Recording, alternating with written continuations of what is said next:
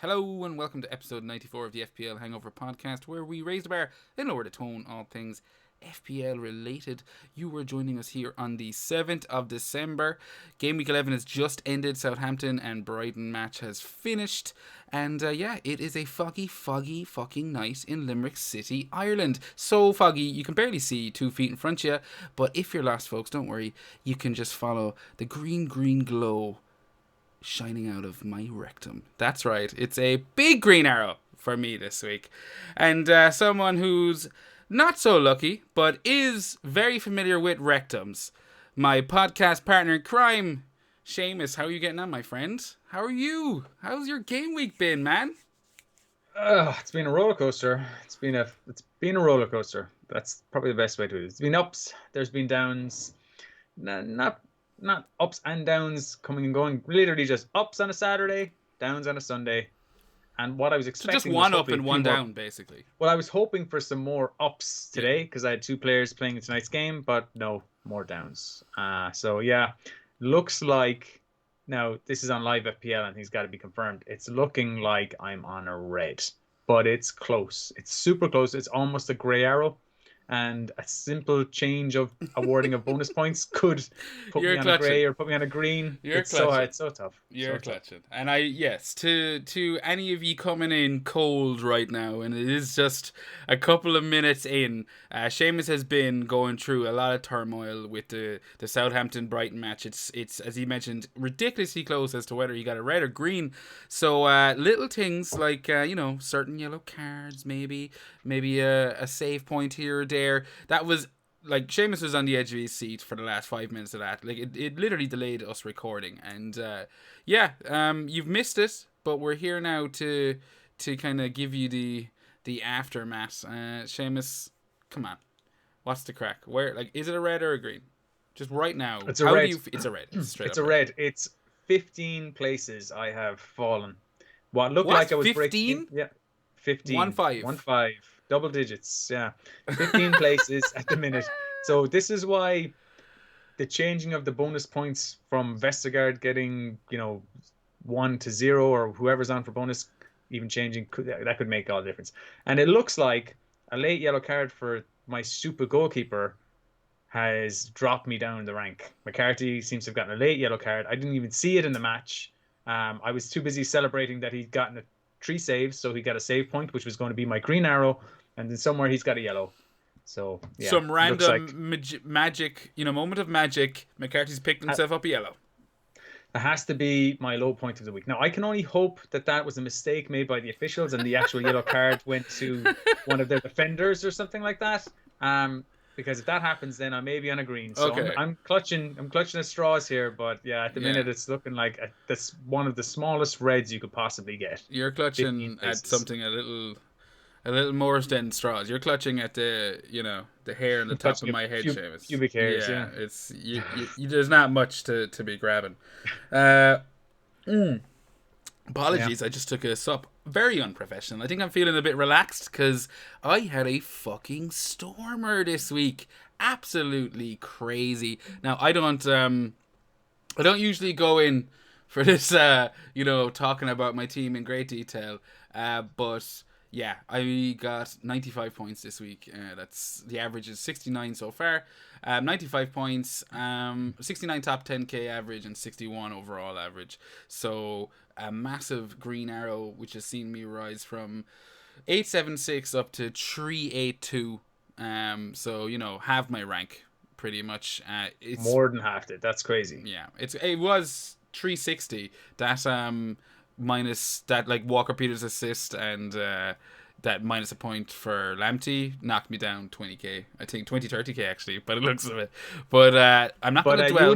You wouldn't be somebody now who would espouse the virtues of checking one's live rank, would you? No, I wouldn't. It almost sounds dangerously like that's the territory you're venturing into there. Okay. If you're going to do this to me live on air, then we will explain it to our listeners. And if you're listening right now, if you're watching on YouTube or listening on Spotify, please give us a good review or a thumbs up or a share or whatever. That's much appreciated. But what Seamus is referring to is the art of checking your rank.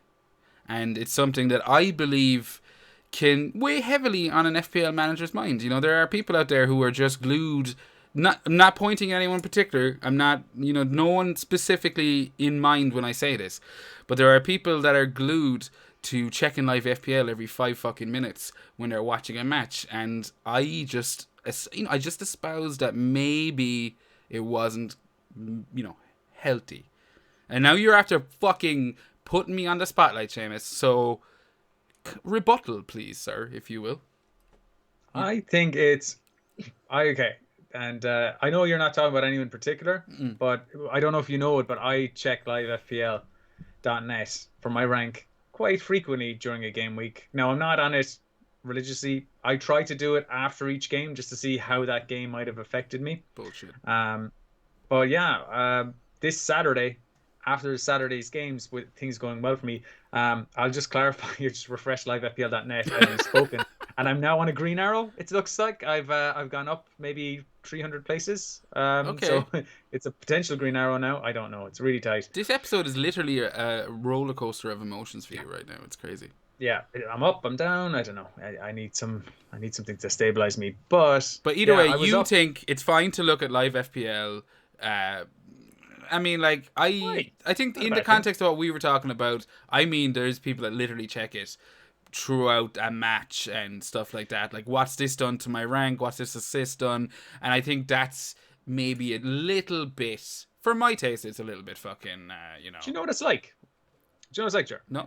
It's like drinking or gambling. Okay. That's what it's like.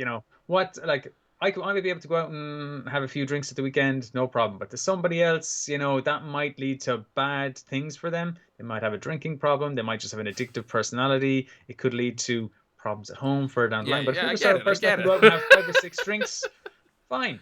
If you're the sort of person that can look at live score and just kind of or livefpl.net and check your rank and be happy with it and see you had a bad week and go and roll off, that's fine. But if you're looking at it and you're not happy and then you're drop kicking your kids afterward, that's probably bad. You probably shouldn't be checking it live.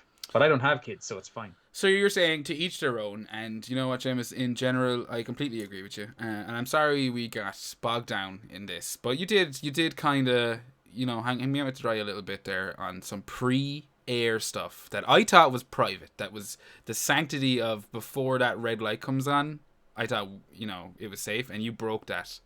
And we're going to have words after the pod. But let's get back to it. Yeah, smash the week for me. All in all, I guess, it's not high points. It would be really tough to pick one because I had Son, Fernandes, Soucek, Salah, De Bruyne, Calvert-Lewin, Bamford, Robertson, all returning this week. Meslier getting 3 points after conceding 3 goals isn't the worst. And Lamptey with a 1 and Justin with a 2 were my downsides. But all in all, I suppose my high point, actually, a bit of a non-FPL one, but for me, a bit of an eye-opener nonetheless, was the partially full stadium noise. So since the lockdown, when they emptied stadiums, I've been listening to it with the fake noise. And I know there's, pros and cons or whatever, and people who prefer either natural noise or whatnot, but I always like the fake noise. It just meant if it was on in the background, it was kind of, it wasn't as dull. But this week, we got our first glimpse of, some fans back into the stadium. And yeah, I think the fact that we had really condensed amounts of fans meant that not only obviously was the noise organic and 10 times what the fake stadium noise was, it was also a little bit more audible. Like, really specifically audible, especially if you were the likes of Llorente for Leeds, who got an awful fucking doing. And I was just chuckling. Yeah, why was that? Do you know? They were doing him every time, but was it a foul or something he committed early in the game, or was he a former Chelsea player? I didn't really get that. I was listening to Second Captains today, and I can't take credit for it, but according to them, apparently he got fouled and he let out a roar, a caucus shriek when he hit the ground. And from then on, every time he got the ball, the Chelsea fans would basically shriek and caw at him. And that just did not stop. Classic banter. Classic banter. Oh, man. I was just thinking to myself, you know what? This is definitely something I did not appreciate enough. And really, really put a bow on a lot of matches this weekend for me. So that would be my high point. Low point, again, not many to choose from.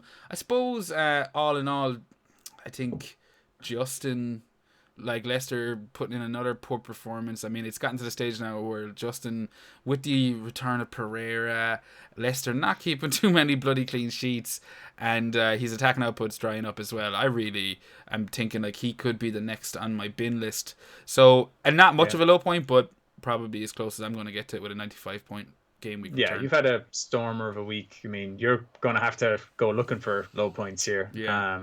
But yeah, no, you have to agree. Lamptey's kind of one of those players on the chopping block potentially for me as well. Leicester have been like Pereira is going to be coming back soon.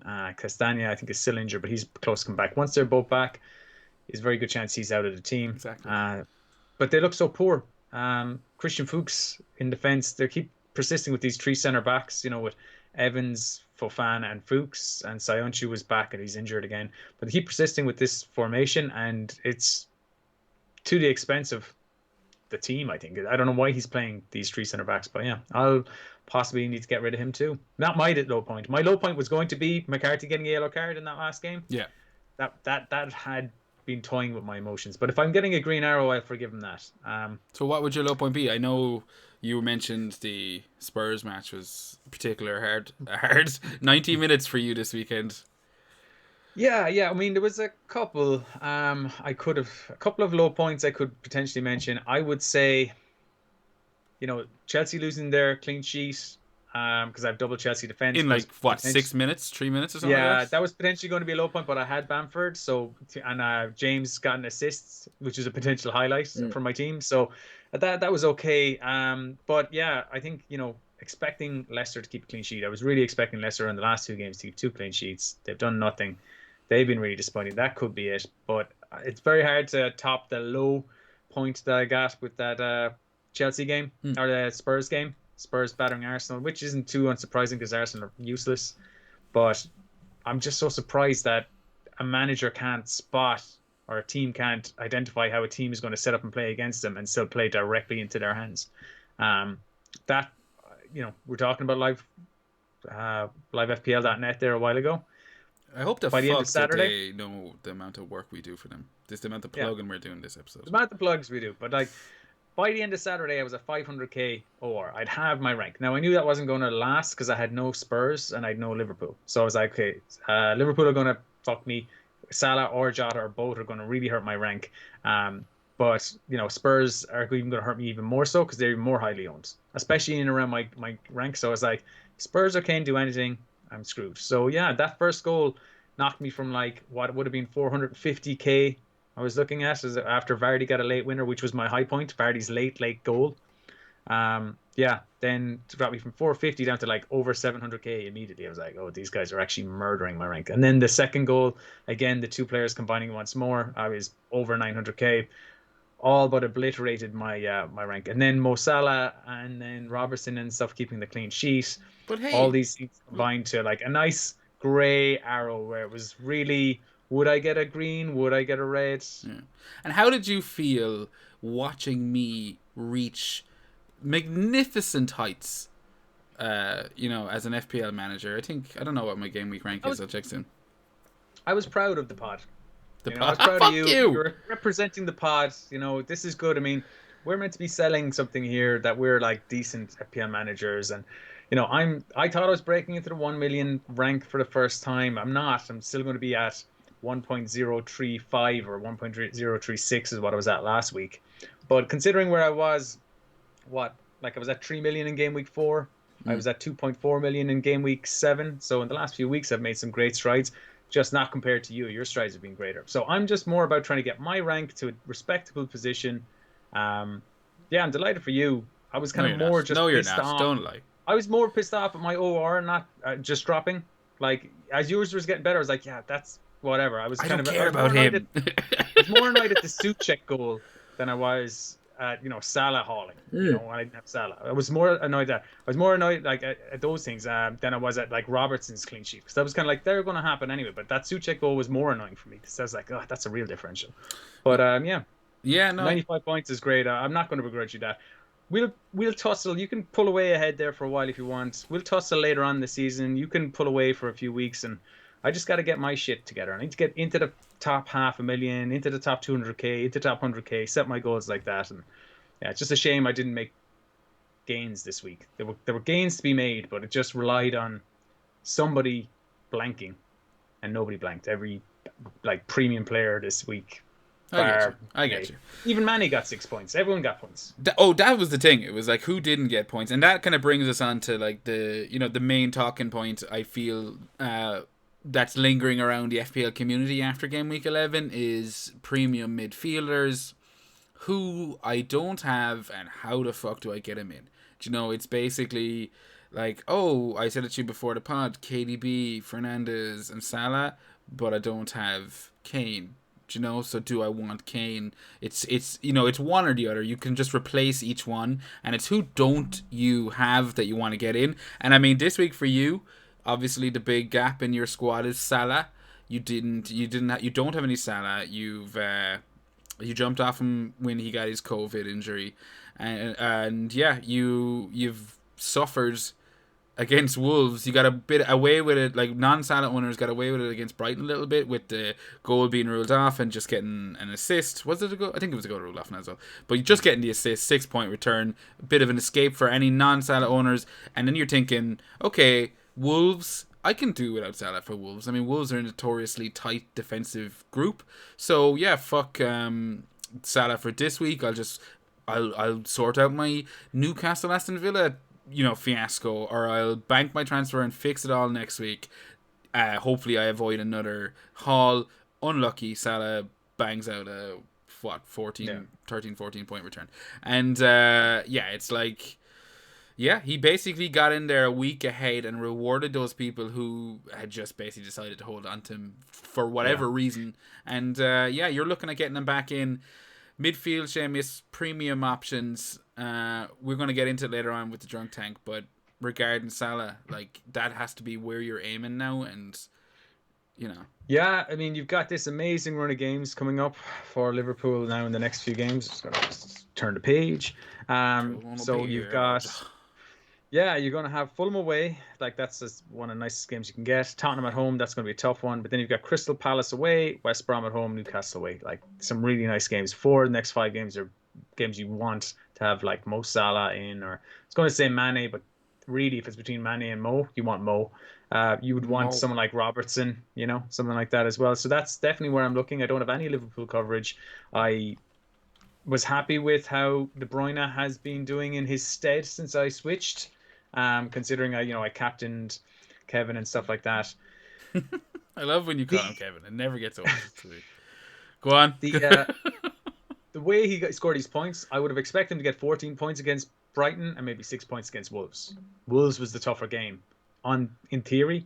So got a bit lucky with the Brighton game, and I was kind of thinking, geez, maybe he might get away with this against Wolves as well. But I didn't really, as you said, want to rush in. I had to deal with a Jimenez head fracture and get that position of my team sorted. I could have taken a hit, but I would have, it would have meant selling Vardy to get in Salah this week. So this week, my plan was Vardy out for someone like Wilson if that Newcastle game's going ahead, or maybe Watkins, and Barnes up to Salah. Barnes didn't play for me again this week, which was, maybe that should be my low light, because I only got 10 players out this week as a result of that. Yeah, that Barnes benching, especially him not coming on for anything, meant, as you said, you've lost just at least a point there. That's based on what your exploits this evening are on live FPL. That 1 point could have made a massive fucking difference.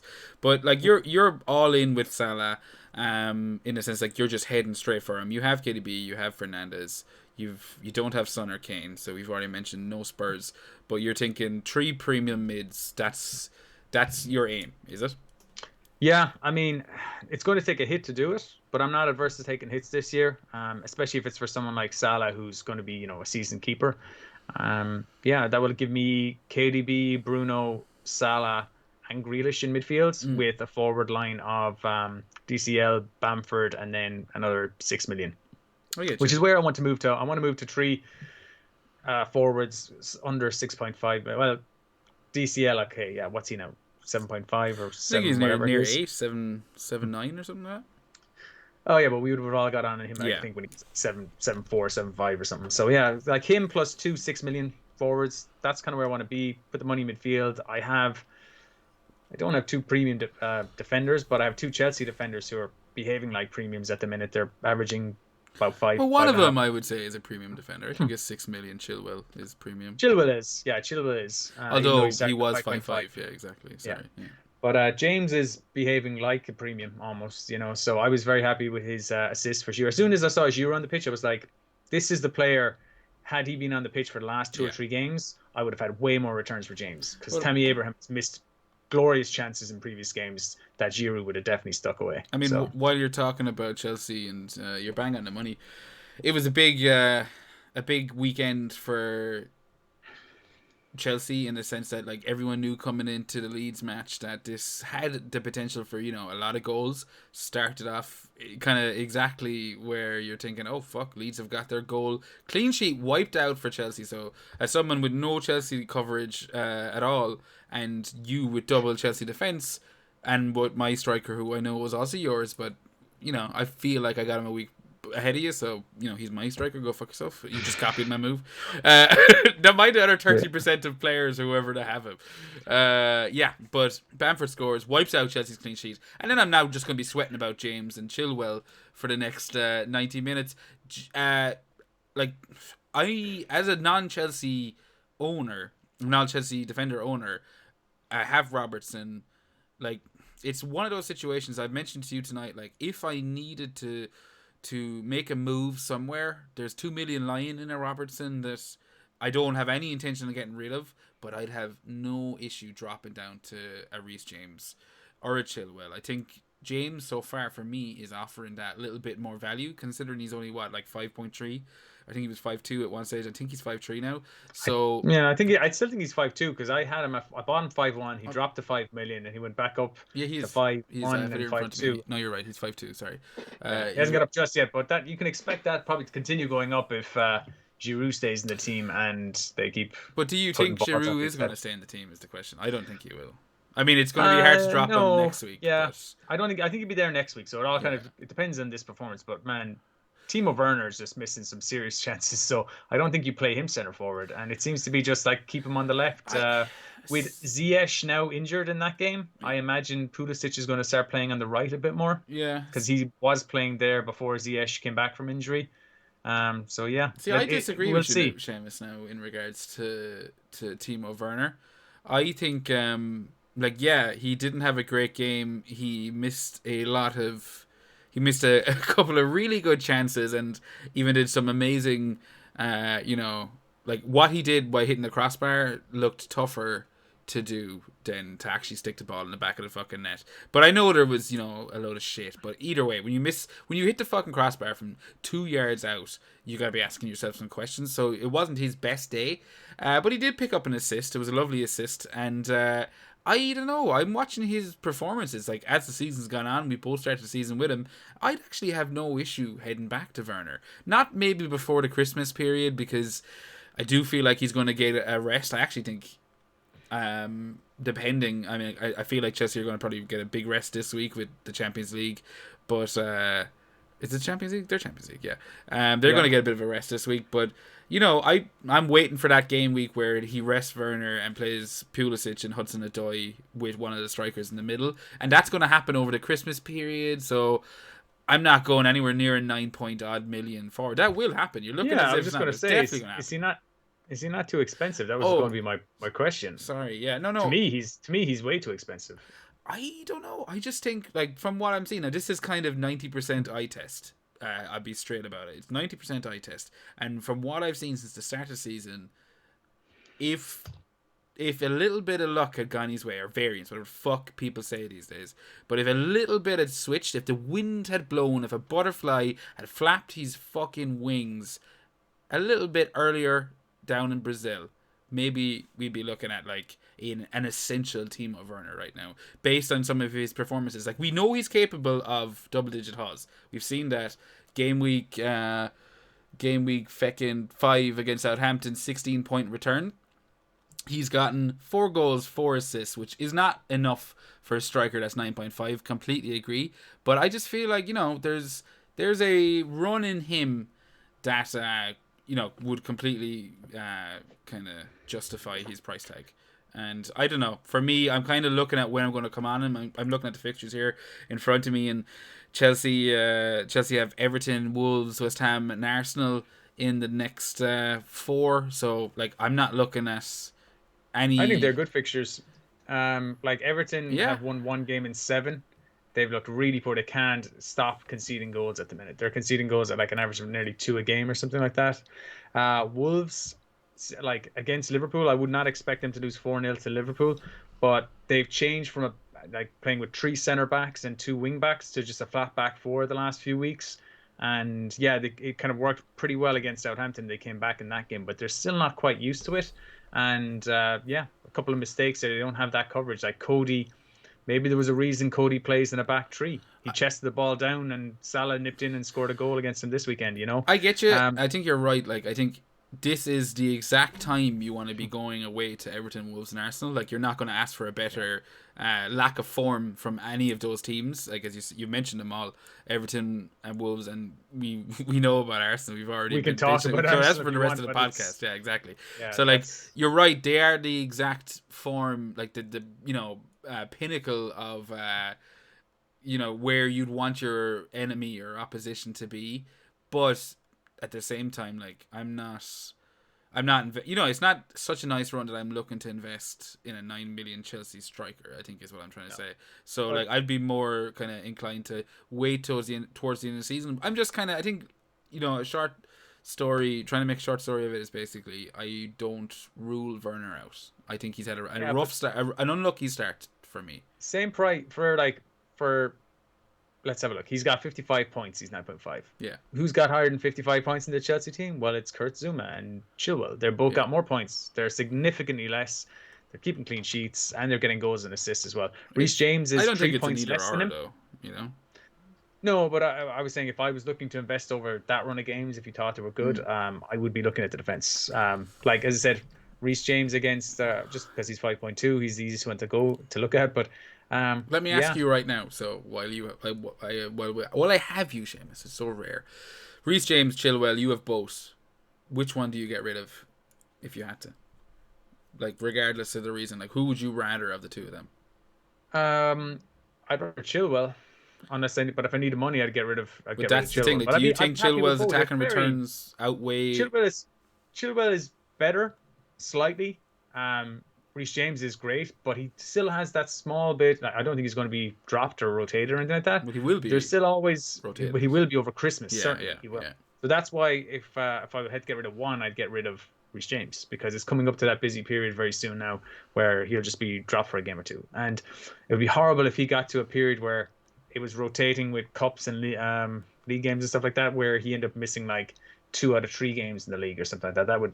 That'd be terrible. But anyway, I would say that I think he will be the most likely to drop out. But he is better value. Yeah. So if you need the money, I get rid of Chilwell, but I'd rather keep Chilwell. I think he's just a set and forget for the rest of the season, to be honest. So Reece James, maybe not. I get you. So No, I think that's fair. I think like it does really just depend on what you want to do with that million or less. But 4 goals, 4 assists isn't bad after 11 games for forwards usually. But all the forwards are scoring this season, and there's so many points in midfield. But like Werner isn't playing as a forward. That's the thing.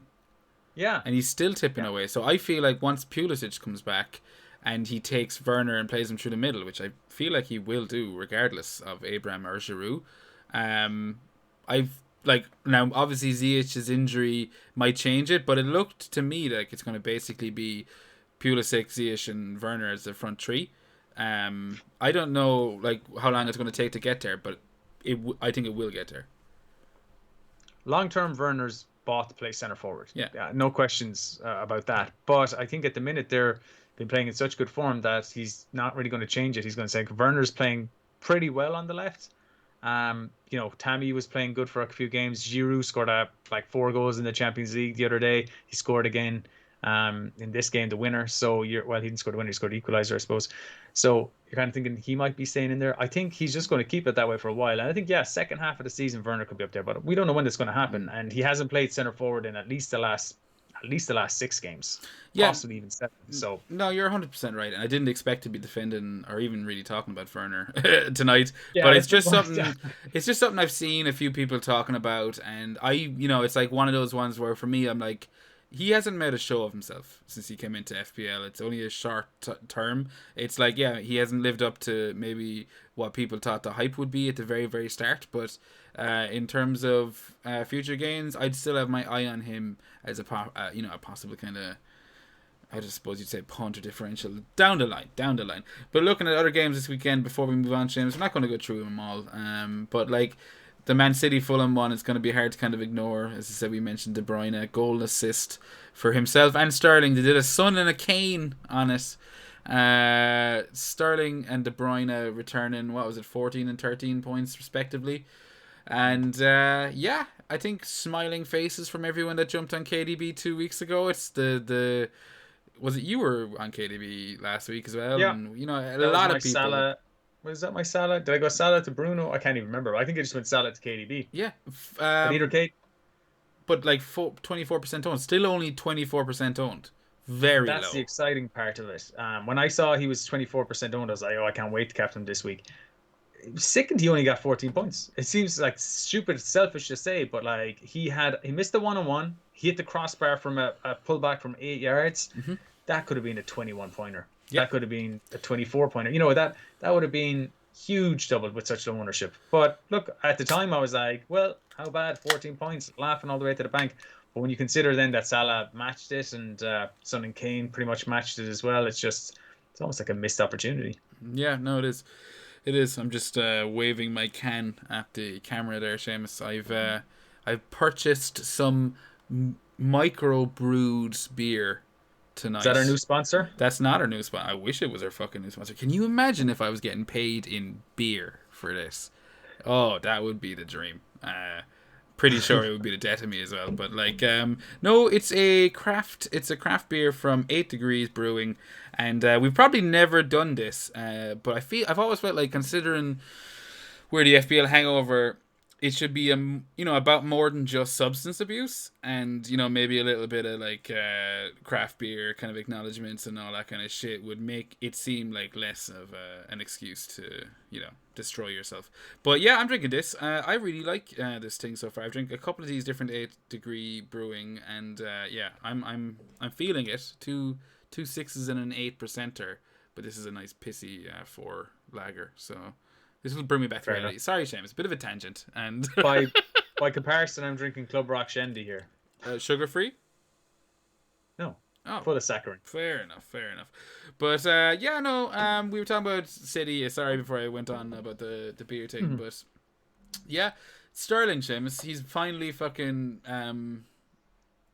what Banging. would you say? I wouldn't say he's banging. He banged, I'll say that much, and pulled out a big old return for his owners.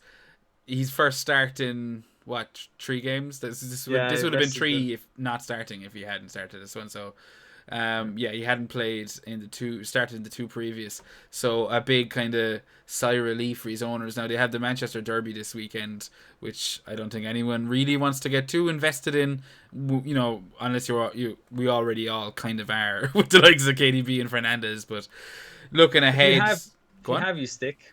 I was just going to say, if you have, you stick, but I don't think you buy. Oh, that's the thing. Yeah, but the question is, after this game week, like, obviously we've spoke about City's run of fixtures regardless. Is this someone now that if you haven't bought KDB already, say you've missed KDB's last 2 hauls and obviously Sterling's one, would you consider maybe the 4% owned Raheem Sterling over the 24% owned KDB? Like, we're there shocked at. I'm going to just double check his price. Like, there's only 0.4 in the difference. Are you telling me, like, if you can't get to 1, maybe? But I mean, you want KDB over the 2 of them. I mean, but KDB's that's what I'm penalties. saying. Like, there's a massive ownership difference, Seamus. Like, do you not think that on their day they can both deliver, massive hauls? Yeah, but do you want to be trying to predict it? I mean, there's a massive ownership difference between Salah and Mane as well. There's a reason for these massive ownership differences. It's because they're similar in price and one takes penalties. And chances are, if you were to take penalties out of it, they might score similarly. But with the penalties, you Yeah, expect the penalty taker to score way more. that's a fair point. That's the reason. That's the reason for it. Yeah, I was gonna attack you there and say no, fuck you. Sterling has been an insanely good FPL asset over the last couple of seasons, but you hit the nail on the head when you said penalties. That was a big for me. A big peace of mind was seeing KDB take that next penalty and scoring it this weekend. I was like, oh, sweet. Now, regardless of Aguero, who I'm not too worried about in terms of minutes, I'm like, I feel like he's not going to be on the pitch for most of the fucking penalties, and KDB will. So, like, I'm delighted to have seen KDB take the next one with Gundogan on the pitch. Gundogan was playing this weekend as well, was he?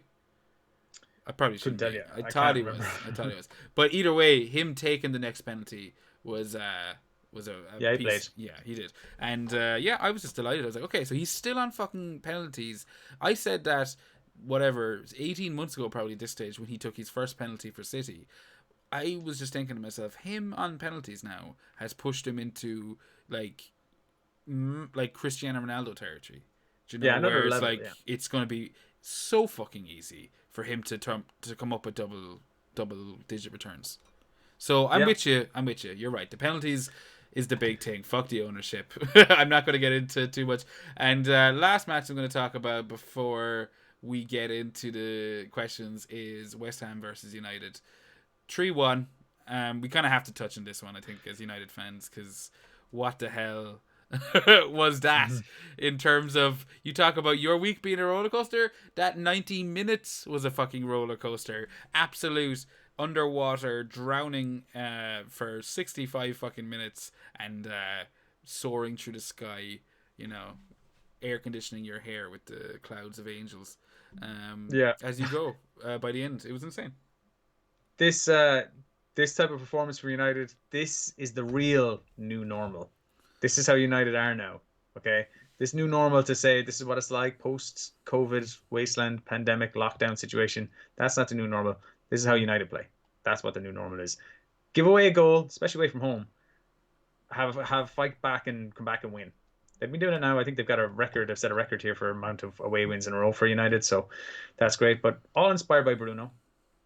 Captain fantastic. Came on, nearly stole the 3 bonus points, even though he played half a game. Created 8 chances in one half. Like the highest amount of chances created in a single game last season was Kevin De Bruyne and Buendia Yeah. for Norwich. They both created 9. He created 8 in one half. Yeah, completely changed the game and could have had more. Rashford missed a great one-on-one. Hit the post. That would have been the second assist for Bruno as well. I think it's just all about him. Well, a part of me was a little bit like, oh, at the end of it, I was going, kind of glad Rashford missed that one because I didn't want Bruno getting that many points. I was like, I've captained KDB. I want United to win at all costs. But if it ends with like a Fernandes assist and United still win, whoa, okay, yeah, perfect. Small return, not a massive loss. And then he goes off and he gets the 2 bonus, which I was kind of surprised with. I was like, oh, fuck me. 45 minutes, he still gets 2 bonus, even though, Pogba's got a goal. Fucking Rashford's, I thought, had a great, yeah, I suppose Rashford's played the same amount of time. But, yeah, no, it was an absolute insane performance. I'm delighted as Suchek owner as well. I'm going, yeah, perfect. Perfect Get results. your lose, like United get to win, but I still get my goddamn goal because I didn't obviously celebrate that. I was kind of annoyed, even though it's like that bittersweet. Like, Didn't you? I genuinely didn't. I was Didn't you? I need to fuming. get camera, like, film of you reacting to that, or otherwise I don't believe you didn't celebrate that. You're probably best not to believe me, but I have witnesses. I have a cat and a dog that was definitely in the room at the time. But all in all, yeah, Fernandes just the train keeps her rolling in terms of 7 goals, 5 assists now. He got 45 minutes off. He had a big match this week against Leipzig for United, so a bit of a massive turning point, potentially a massive turning point in their season, depending on that match. So, all eyes will be on that. Hopefully they go 5-0 up in the first half and Fernandes gets taken off, with 30 minutes to go. And then we're going to Yeah. be laughing. I don't see that happening somehow. And we could all be. Actually, I was going to say we'll all be laughing if United have no Champions League for the rest of the year, but they'd probably go into Europa, I suppose. If they, I mean, not If laughing, yeah, not but from United perspective, but I just mean as yeah, an they will FPL go. manager, you know. Yeah. There's no way they can finish fourth in the group, so they go Europa League anyway. So Mm. yeah, let's see them get through to the next round. Yeah, hopefully, fingers crossed. But we'll be watching onto that one. But yeah, I mean, I'm not going to go through the matches in great detail this week. There's not a whole lot more to talk about. We'll be talking about some of them as we go, though. I think, Seamus, you know what time it is. It's drunk tank time. So our first question this week it was from someone that I didn't end up taking a picture of it. You probably have it in front of you, Seamus, do you? I do. Paulie, is it? That's the one. That's the one. Paulie at Dihanio I'm gonna on guess it's Twitter. Paul Diano, the original Iron Maiden singer from Dublin. You know, Yeah, just happens to yeah. pretend that he's from Dublin. This guy seems to be from Dublin. I think it's the first time he's asked a question. Don't know. I've Don't never sound so interacted with this guy before. shocked. We are a Yeah, massive podcast. yeah. No, but it's good to acknowledge the first time question askers, I think, here as well. Fair enough. Well, he's got a problem this week, and he wants our assistance. He's got Ziyech and Mitchell in his team, who are both gone. He's looking for suggestions for replacements. He currently has Grealish, KDB, Bruno, and Podence in midfield. He's saying selling the aforementioned Ziyech and Mitchell gives me 12.8 million to spend, so can't go too mad. Okay, that's 12.8 million, I assume, in both positions. So you got to get a defender in there. So you can't just go straight to Salah, which is a shame because he's got no Liverpool midfielders. So that's the first thing I thought of. Have you got any suggestions? So I was just kind of thinking back in it. I'm going like Ziyech and Mitchell out. Looking at like Mitchell, I think obviously the writing's been on the wall for a couple of weeks now. Unfortunately, I would obviously have always said, yeah, just go to the other playing 4.0 defender in Max Kilman, but that's also not happening right now thanks to Wolves' decision to drop. I'm assuming it's down to drop into the back four instead of a five, and that's why Kilman's sitting on the bench. But a bit of Kilman and Sice. There was a while back people were saying with the back five, if you had both, at least you get one of them playing. Sometimes two. Yeah. Now neither. So yeah, that's unlucky. And I mean, it's not like there's massive fixture advantages for Wolves, but it does definitely remove one of the cheaper defensive options in the game, at least as a 90-minute starter, which is a bit of a pity. So but as far as I'm concerned, if I have Mitchell and he's my only sub 4.5 million defender, then I'm just going to keep him. If you really wanted to use a transfer on it, I'll drop to I think Dunn is down to 3.9. I don't know what price yeah, he is 3.9. I don't know what price Mitchell is. He could still be 4. Well, I'm going to suggest here, Jared, that the fact he's asking for a player here, if he was just happy to just keep benching him, he wouldn't be getting rid of him. I think he wants to get a playing player, so I don't think there's any point recommending someone like Dunn, because Mitchell hasn't played the last 5 games. I don't think he was in the starting squad for many of these games either. Yeah. So well, my point is, just before you continue, why I would suggest it is that it seems to be the case where for that 0.5 million you can get a lot more. So for me, I'm always going to keep a 4 million defender. But fair enough, if that's not the way he wants to play it, you're probably right there. Go on. He hasn't listed his defense, but I can only assume that either he's thinking, look, coming up to Christmas, this is the time to get a 4.5 or somebody who's playing, or it's just a case of it's a fire he needs to put out. He needs to get somebody in anyway. But yeah, I had a look at this, and I had a few decent moves he can make. I don't know if you've had a chance to yourself. No, I obviously didn't. Shall I shoot? Why would I spend time researching this shit? I make the show. Well, he hasn't got he hasn't got any Liverpool midfielders. I don't know if he's got a Liverpool defender or not already. But one suggestion I was looking at was Diogo Jota for 7 million. Come in there. He's going to be, at least some sort of Liverpool coverage, I guess if he said. He's already been rested, I think, in the last game. So I think he's going to start the next game. I don't think he's just a substitute player anymore. I think he's involved and he's going to play. You have to imagine 3 out of 4 games. Yeah, you have to imagine that Klopp's going to play literally the youngest team he can this week. They're already top place, so dead rubber. So if Jota stays on the bench again, midweek, you are going to feel so fucking much more confident that he starts against Fulham. I would. Yeah. Yeah, I would definitely would. So if you saw that he was bench for that, even if he played, I think I would still be looking at getting him in for 7 million. That would still leave you enough money in the bank to get somebody like Reece James in for 5.2. I mentioned Reece James's upcoming fixtures here in the next five: Everton away, Wolves away, West Ham at home, Arsenal away, Aston Villa at home. The good things about those is, yeah, Everton are scoring goals, but Chelsea are tighter. Wolves are not scoring goals, which is kind of partly the move from the back four to a back four, is to kind of create more offensively. Hasn't really been working. They just got shut out against Liverpool. But yeah, then you've got Arsenal away a few weeks down the line as well. They can't score worth a damn either. So yeah, home games against West Ham and Aston Villa look like good options for clean sheets. So I like Reece James if you don't already have him. Um, Otherwise, I like Leeds' upcoming fixtures. I don't know if I haven't seen too many people talking about Leeds, but their upcoming fixtures are West Ham at home, Newcastle at home, and United away, Burnley at home. So that's three out of four really good fixtures, and then West Brom away. So it's 4 out of 5 really good fixtures. Three of them at home against like Newcastle and Burnley, who don't score a lot. So you could get Dallas in for them there. That's one option. The other option is you could decide for 7 million. I could go for Robertson in defense, 7.2 million instead of Jota. That's your Liverpool coverage there, and get someone like Rafinha in midfield as a bit of a punt. But those were the two combinations I came to that would be under 12.8 million.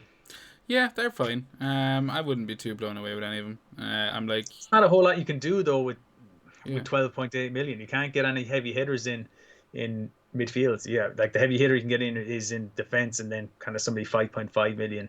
yeah. Not a whole lot. But there's a bunch of options there, so I hope that answers some of the Yeah. question for you. But at the end of the day, hashtag play your own game. That's what this podcast is all about. It's about Yeah, that's just some suggestions. It's not actually like these moves will get you up the lead. These are just some suggestions from a brief looking through your team. yeah. And I don't even know the rest of your team. You may already have Robertson. You may already have James. I may have just been of zero help at all. Yeah. Well, I mean, I think the point is, basically emulate whoever's in the top 10 people in the whole league. That's what you said you do, Seamus. You basically keep an eye on the top 10 in the entire, overall rank, and just basically keep doing what they're doing. It's an easy game when you realize that. That's my point. Just get in the big players. That's why, like, Easy. I'm not reinventing the wheel here where I'm saying, like, this week I feel like I should probably get Salah in. It's not like I've copied that off any one particular player. I've just seen how many points Salah scores and I've been like, I should probably get this guy in. Yeah, you probably should have never got him fucking out.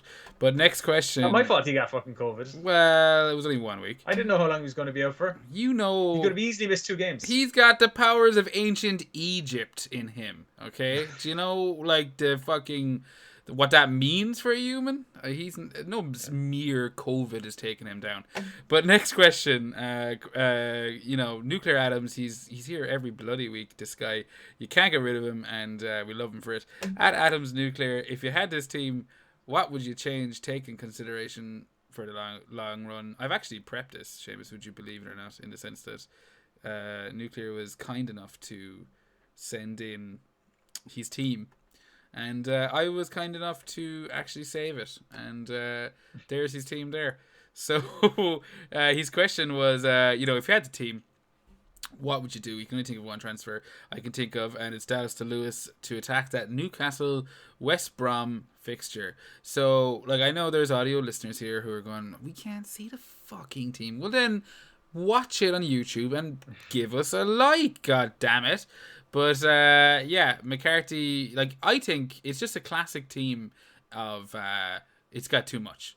Like, it's got literally too much fucking everywhere. Like, there's nearly every one of them.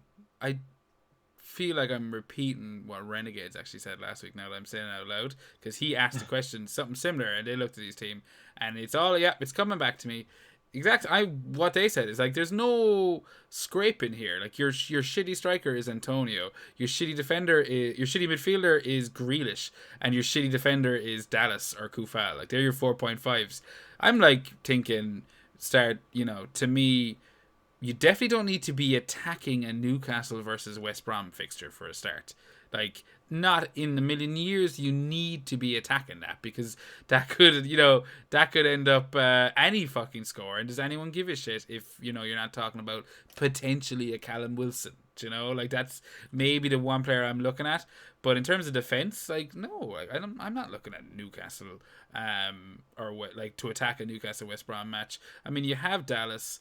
I think, as Seamus already mentioned, Leeds' upcoming fixtures are really fucking strong. They're not the most defensive of units, but I think they've kept. I think it's 4 clean sheets at the moment. So I'm like, hey, that's Yeah, not. I think they've kept 3 in their last 4 or 5. Oh yeah. Like before the Chelsea game, anyway, they were keeping some good clean sheets. So yeah, So I I would just be hold on to totally Dallas, man. I'd actually even yeah. hold on to that team. Like I'm looking at that team. As I said, he's midfielders: Grealish, Salah, Mahrez, Fernandes, Son, front line: Calvert-Lewin, Bamford, Antonio. And in my head, I'm thinking, yeah, maybe. You know, the only one that you don't have who I would want is KDB, and you figure that out. You have Grealish and Son, so you can turn one of them into KDB pretty easy. No, I don't think you need to attack the Newcastle West Brom fixture. Think you need to sit in your fingers, and as we've said, when you listen to this podcast, you should listen to everything we say. There is no play your own game. It isn't that kind of nonsense. No, you listen to us. We know what we're talking about. We'll guide you. We'll guide you you to that top 10k easy, finish, safely over the line, and you can rest on our shoulders, and you wouldn't even have to break a sweat. That's what we bring. Back. Yeah, or your money back. Yeah, That's, every penny you put into this to us, every penny you've given to us, you'll get straight back. That's the FPL Hangover guarantee. Yeah. What I will say is I just made some notes here, and I just went Nuclear Adams, roll your free transfer, keep Dallas, do not sell Dallas. Yeah, I don't know if he's already got like a spare transfer in the bank or not, but yeah, the only thing there is, as you said, he hasn't got KDB. His team has got Grealish, Salah, Fernandes, and Son and Mahrez. So he's kind of got city coverage. I mean, I guess he's happy with that. But like you said, maybe decide if you've got a plan to downgrade a player somewhere to free up more space. Like Antonio's injured, he's got Calvert-Lewin and Bamford. If you wanted to downgrade him to Brewster, or even I was going to say Welbeck to free up 0.75, maybe that would allow you to make moves elsewhere. But I would honestly just roll that and just decide what you want to do. You don't need 15 players that are playing. Even both, he's got 2 playing keepers. Like so, yeah. That's what I'm saying. Every week, that's like there's so much money invested in the 15 players. Like you can only play 11.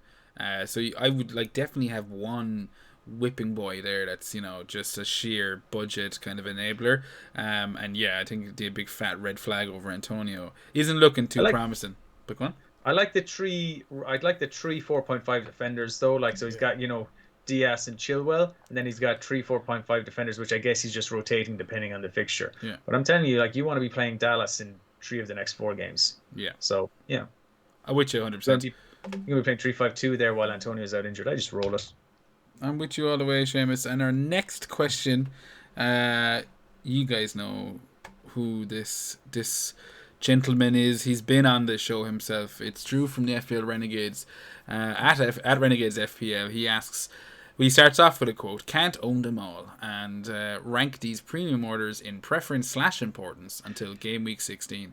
And the premiums that he's referencing are Salah, KDB, Kane, Son, Bruno, and Vardy. So rank them in order of preference, Seamus. Go for it. Yeah, had a look at this pre-pod, ever the professional, and for between now and including game week 16, I assume he means I've gone KDB first, Salah second, Bruno third, Son fourth, Kane fifth, Vardy sixth. Say it again, slower. No, you can stay the same pace, but just say it again. So KDB first, Salah close behind him in second. There's not really much to separate the two of those. I think those two are out in front. Then I've got Bruno in third. I've got Son and then Kane in fourth and fifth, and Vardy last in sixth. Now Vardy has got the 2 of the next fixtures are probably the 2 fixtures you want him for.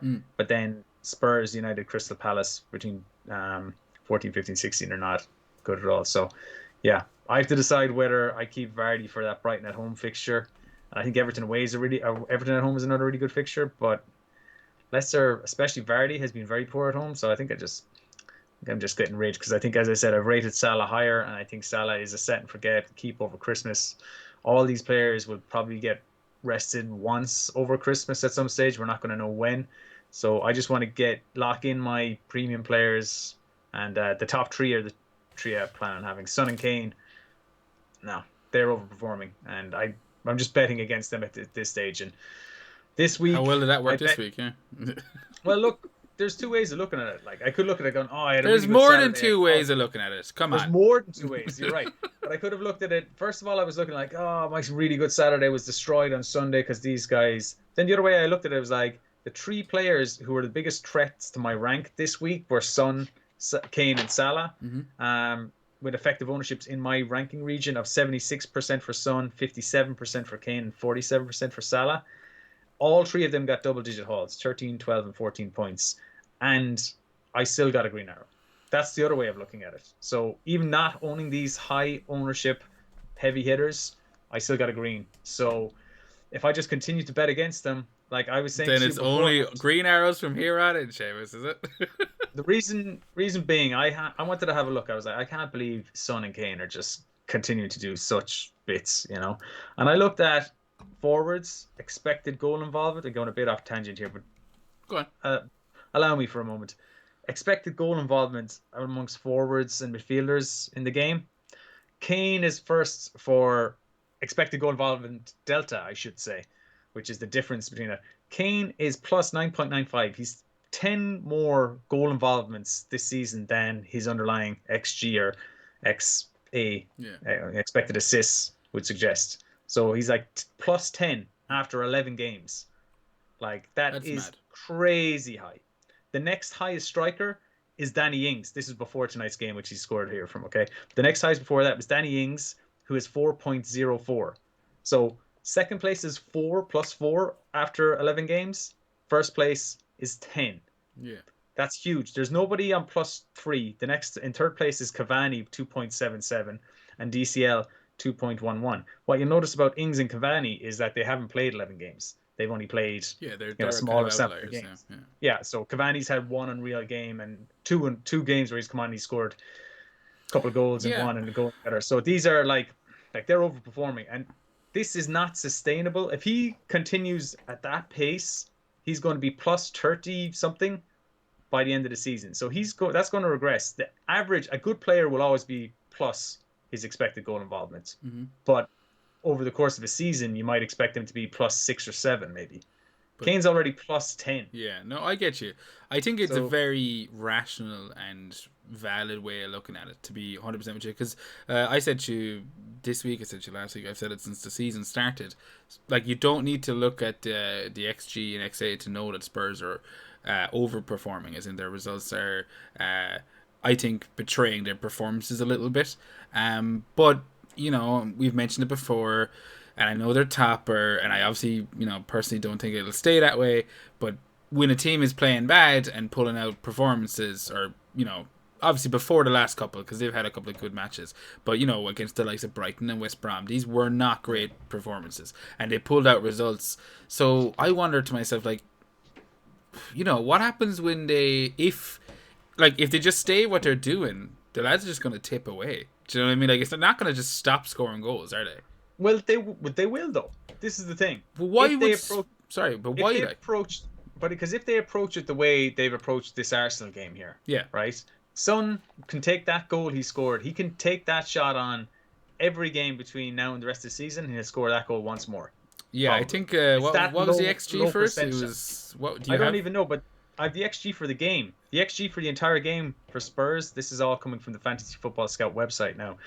Spurs had an XG in that game of 0.27, which kind of seems pretty low. I know Son's must have been tiny, but I would have thought that Kane's must have been pretty high because he was really close to the edge of the box and he wasn't that awkward an angle. But anyway, they won 2-0, XG of 0.27. Against Spurs, they had an XG of 0.19. Against City, which they won 2-0 against Spurs. Against City, they had an XG of 0.71. So you go back to the West Brom game, 1.90, but that was like West Brom backs to the walls job. So, look, they have enough quality to break down the teams like West Brom, the teams like Brighton, you know, Burnley and stuff like that. But, yeah, if a team puts it up to them and plays against them correctly, doesn't push on their two full-backs bombing forward, plays a central midfielder who is going to sit and make sure Kane can't get on the ball. Yes, they rotate their forwards in and out and they try and create spaces and gaps. If you have a disciplined approach and you just go, here's our our 4 defenders and a central defensive midfielder. There's our 5 players. The other 5 players can all attack and just leave this 5 break down their defense. You know, Four. Yeah. let's No, I'm yeah. with you. No. You're. That's a great answer. Like in terms of like you've made me think about it a bit more than I originally would have.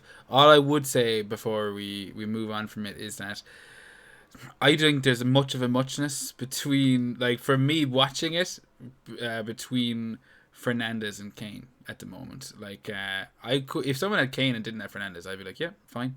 Kane's on penalties too. He's a talisman for. Why are you checking it? Oh no, I totally agree. Like, yeah, Yeah. That's no Kane's. doubt. Yeah, I'm saying no doubt as opposed to no. I Oh disagree. yeah, no, I totally. I was like, he's I on can't. penalties, There's no Seamus. argument to what you're saying. Yeah, totally agree. Yeah. But like Kane's on 98 points. Son's actually on 100 points Mm. after 11 games. It's fucking crazy. Son's the top scoring player in the game, isn't he? Are we saying right now he's going to end on 350 points? Because that's what he's on course for. No, but what we could be saying is that he's going to end on 200 plus points. Oh, he definitely will at this point. Well, it's not a definite. It's not a definite. He's to get 100 points from, I think, well, an injury, barring an injury. Yeah, that's what I'm saying. It's a long season, you know, and we've seen him suffer injuries before and shit like that. So, true. So, I will say this. I think this season is going to see more players break the 200-point barrier than ever before in any other season. You think so?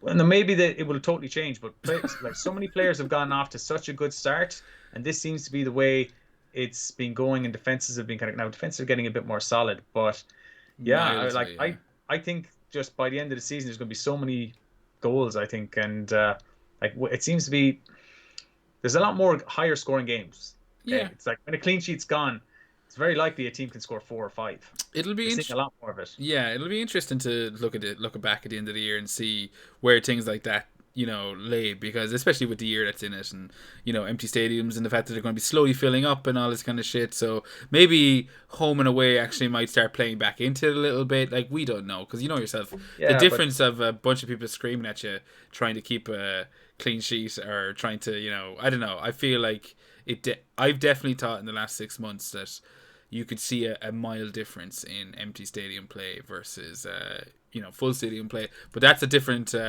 topic for another episode. I hope that didn't go off on too much of a tangent, Drew. I think I'd be pretty much with Seamus in regards to the order. For me, there's Salah, KDB are just interchangeable. I think as a United fan, Bruno's coming in third, and then I'm going with Son over Kane based on just the price. He's so fucking cheap, it's insane.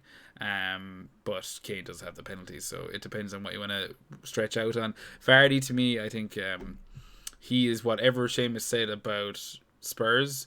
Vardy is in one player so far this season. You know, like really kind of just looks to be overperforming. I know people say that every year, like he's a stat buster. Fuck off, the eye doesn't lie that much, you know. Like, it's two late returns from a very underwhelming Leicester side in the last 2 weeks, so they need to get their shit together before I worry too much about Vardy, especially now that their, you know, 3 fixtures from heaven have kind of played out. So there's still a good one left, but whatever. The last question to see us out of the drunk tank this week, and it's a non-FPL one. Drew has asked us musical guilty pleasure. It can be an artist, an album, or just one song. Don't be shy, Jer. So that's a dig at me and the possibility that might let my fragile masculinity prevent me from telling my musical guilty pleasures. Thanks a lot, Drew. It really shows what you think of me. His current guilty pleasure. He says current. I feel like based on some of his Twitter talk, this has been you know, it's been going on for probably half a decade at this stage, maybe more. Is Tay-Tay's latest album, and I know that the kids call Taylor Swift Tay-Tay. Seamus, you look confused. I actually didn't have a fucking clue who Tay-Tay was. When he was like, Tay-Tay's there, I was like, man, I'm getting old. I don't even know these new artists that are coming out. So Tay-Tay, I think it's Taylor Swift. Makes yeah. perfect sense. Makes perfect sense. Yeah, he's been going on about Taylor Swift non-stop for about 6 weeks now. But I feel my wife likes kind of Lana Del Rey and all of these kind of indie kind of stuff, and The National and all this sort of stuff. And apparently Taylor Swift's new album is meant to be quite good. I think it's been written or by somebody who like writes for Interpol or The National or something. So it's meant to be quite what's the word you're looking for there? Not popish anyway, not the typical Taylor Swift. It's meant to be quite good. I'm sure it's not that I'll ever listen to it. Yeah, I was gonna say I'm sure it's a load of nonsense dressed up as art. But that's not what Drew's question is. That isn't a dig at Drew for liking it. It's guilty pleasure. So if anything is going to be a guilty pleasure, it's Tay Tay. And I am partial to her older shit. So I've no doubt that maybe I would like her latest album. I like her goat song. You know, something the goat screams in the middle of it. I knew you were trouble when you walked in. That one, and then I've always liked that song. So yeah, my guilty pleasure is Garth Brooks. I'm a big country western. Unfortunately, I actually have a massive boner for country western music, and I think it's just as I said already, my deep-seated substance abuse. It's just like just works perfectly with country western music, and I'm a Garth Brooks fan. Garth Brooks, Chris Gaines, whatever you want to call him. I think he's the guy I'll go to when I'm hammered drunk after too many whiskeys and the girlfriend's gone to bed, or I'm alone in the kitchen and I want to just sing my little heart out. I'll lob on a bit of Brooks, and Seamus, take the spotlight away from me before I keep talking about Garth Brooks. I never listened to Garth Brooks, so I can't really comment too much on his music. He could be good. I don't know. I mean, I like mostly rock, hard rock, and metal. So for me, guilty pleasure would be kind of pop songs that probably don't seem like guilty pleasure to other people here. You might give me some abuse. I actually kind of like some of Fall Out Boy's stuff. Fall Out Boy, so that kind of seems like... I'm just going to mute you. Yeah, Mike. You can talk away there for a few minutes, but I'm going to mute you. There's I came across on a running compilation there where there's like a Fall Out Boy song, and some of their songs are a bit too catchy for my liking. Yeah.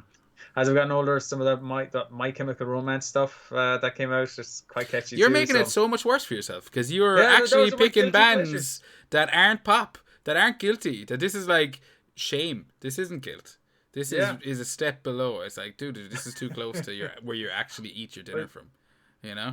The other thing I could say would be stuff like I also kind of like some I like Macklemore or like LMFAO, stuff like that. Yeah, that LMFAO party rocking song.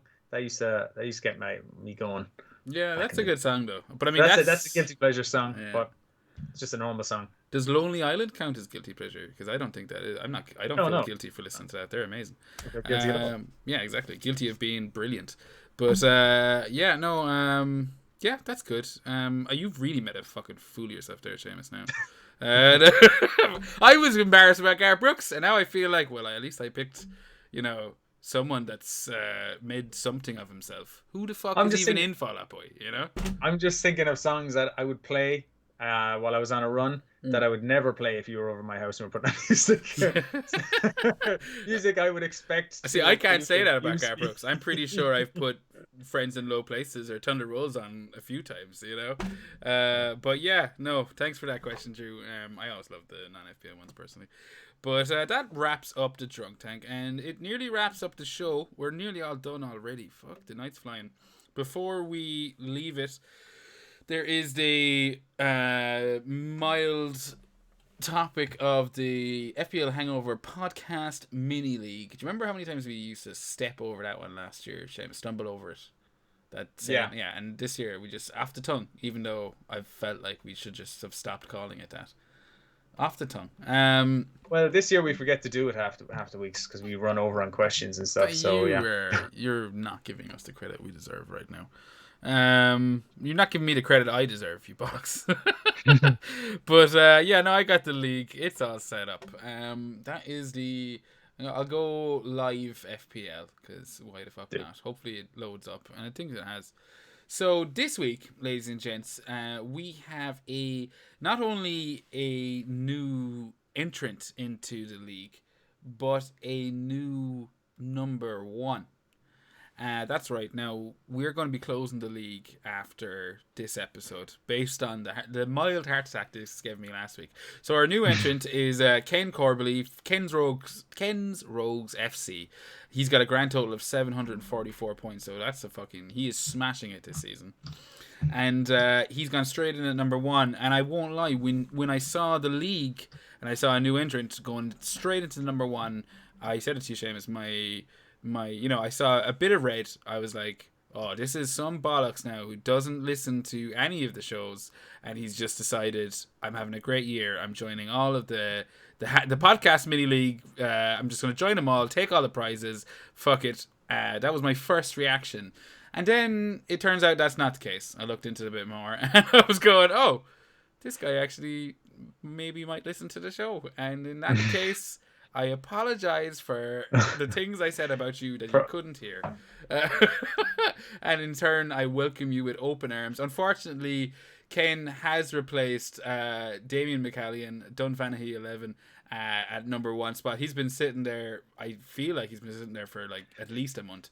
He's on 714. Third place, Camarul Arifin, Flying Without Ings, 709. Fourth place, Avenger Ray, We Live on Earth, 706. Fifth place, Andrew E.B., FPL Renegades, Drew, 690. 6, Tony Clark, Clarky's County, 689. 7, Paul Galloway, Galavidian, 684. 7, Alan Jennings, Team Actimal, 684. And Ian Walsh joined 7th as well at Fish and Chips, 684. So yeah, it's heating up a bit there now as a new entrance. I'm liking this mini league a little bit, James. I don't know if it's because it's getting tight. It's getting like there is, and I know people at the top now, which is strange, which I didn't last year. I know. Yeah, there's 4 people here, all in joint 7th. Yeah. So it's very tight, and then like there's only like 6 points separating from 5th, and we know people there. It'd be actually good to send out some stuff here. What I'm going to propose here, Jer, and we haven't discussed this beforehand, I think we should have a competition for December. The month of December? The month of December. Whoever's the You're cold clocking me now, right here, live. Yeah. Whoever is the top point scorer in December, we're going to send out an FPL Hangover official mug to them. I accept. I'm gonna pay that postage. Yeah. Whether it's going to Norway or Dublin. But I feel like December is already done. No, I'm with you. So when do we draw the line? Like, we're doing this live on air. End of the month, okay? So let's have a look at the game week. So New Year's Day matches, are they included?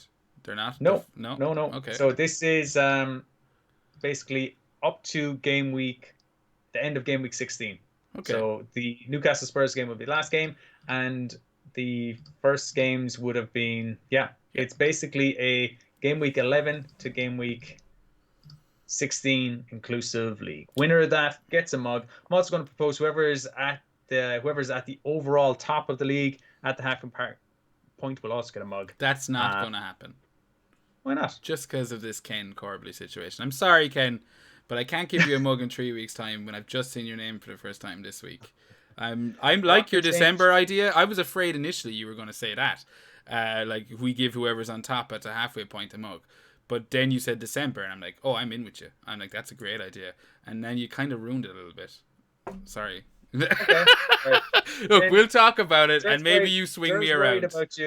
Jer's worried about Ken coming in and stealing a mug. It's not necessarily about Ken. It's that we didn't fucking talk about it before. Not you and me talk about it, but we didn't tell whoever was in the league beforehand. So I'm like, no, maybe we should have done this, but like December winner will get a mug. December winner's getting a mug. That is a fact, Seamus. That's a great idea. Decided. Yeah, 100%. Okay. And you can bitch at me after this, and you can tell me what I'm wrong about, and maybe I come back next week and change my mind. But we both know that's unlikely. But Seamus, you have all the dirty details regarding whatnot. Yes. Talk us out of it. For more details on how to win a mug, follow us on Twitter. Okay. The pod page is at FPL Hangover, as you may have guessed. I'm at FPL Drunk. We'll be putting out the calls every week for questions. You can DM us or tag us or reply to us. You also could be watching us on YouTube at this very moment. And if you are, I hope you have subscribed. If not, push that subscribe button. Also like and comment. We like to see comments, and Jer often comments back, I see. So fair play to you, Jer. I feel obligated. Yeah, we should in fairness. Share any content, vote and stuff. We're on Apple Podcasts. If you're listening there, please rate, review our pod and subscribe there. We're also on all the major podcast platforms that you can get. Spotify is probably the one that people listen to most, and you can email us if you feel the need. Yeah. fplhangover@gmail.com. Bang on, Seamus. Yeah, no, and I don't know if you said it, but make sure you check out Seamus at FPL Drunk. We will wrap it up. Mini League code EH4HH7. We're going to be closing this one at the end of the game week, the game week 12 deadline. So we're going to be wrapping up the league for that there. So again, EH4HH7. But in general, I wish you all an enjoyable rest of the week, and most importantly, God bless.